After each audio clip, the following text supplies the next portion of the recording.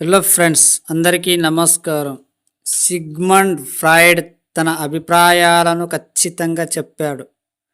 మోక్ష గురించి మీరు ప్రయత్నం చేయకండి. మోక్ష అనేది ఉంటే ఇంతమంది ఎలా పుడతారు? వేల సంవత్సరాల నుండి ఎంతోమంది మోక్ష కోసం ప్రయత్నం చేసిన వాళ్ళే. ఒకవేళ మోక్షం ఉంటే ఆ మోక్షం ఎక్కడిది? ఈ రోజు కూడా రామాయణ మహాభారత మహత్వలు మనతో సంచరిస్తున్నట్టు ఆధారాలు ఉన్నాయి. మరి వారు మోక్ష చెందితే ఎలా ఉంటారు?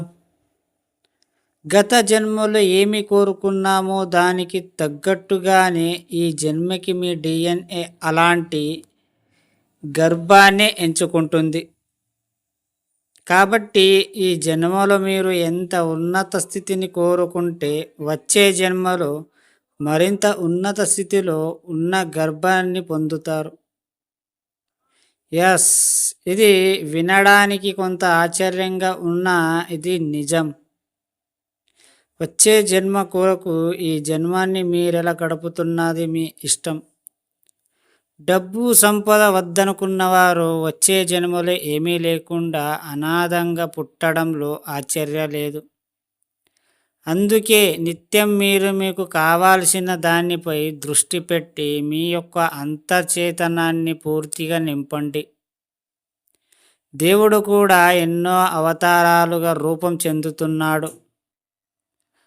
ఆదర్శంగా పెరిగినప్పుడు మళ్ళీ నేను వస్తానని మనకి భగవద్గీతలో చెప్పాడు. మరి మోక్ష అనేది ఉంటే ఇది ఎలా సాధ్యం? ఇంత స్పష్టంగా చెబుతున్న మనం మళ్ళీ ఏం ఆలోచిస్తున్నాం? ఒక్కసారి మీకు మీరు ప్రశ్న వేసుకోండి, సరిగ్గా ఆలోచించండి. ఎవరైతే పోయిన జన్మలో డబ్బు సంపద కోరుకున్నారో ఈ జన్మలో వాళ్ళు కోటేశ్వరులుగా పుట్టారు. అంటే మీరు ఏదైతే ఆశిస్తారో మీకు నెక్స్ట్ జన్మలో అదే పుడుతుంది. మీరు చచ్చేటప్పుడు కూడా ఏదైతే మీరు ఊహించుకొని చస్తారో మీకు అదే లైఫ్ దొరుకుతుంది. ఎప్పుడు కూడా ఉన్నతంగా ఆలోచించాలి. ఎప్పుడు కూడా మీరు సచ్చే టైంలో కానీ మీరు కింది ఇది ఎలా సాధ్యం? పనికిరాని ఆలోచనలతో మీరు ఆలోచిస్తే మాత్రం ఎన్నటికీ ధనవంతులు కాలేరు. ఇది గుర్తుపెట్టుకోవాల్సిన విషయం. అర్థమైందా ఫ్రెండ్స్? ఈ స్టోరీ విన్న ప్రతి ఒక్కరికి థ్యాంక్ యూ సో మచ్.